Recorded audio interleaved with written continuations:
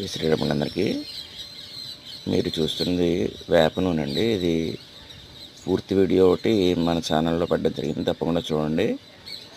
ఇంకా ఆరోగ్యకరమైన వాతావరణంలో ఆర్గానిక్గా ఎలా మొక్కలు పెంచుకోవాలనేది మరిన్ని వీడియోస్ చేస్తాను.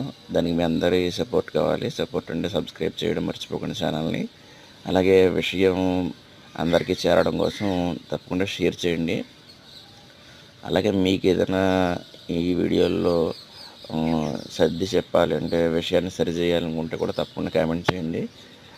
అలాగే ఈ వీడియో నచ్చితే తప్పకుండా లైక్ చేయండి.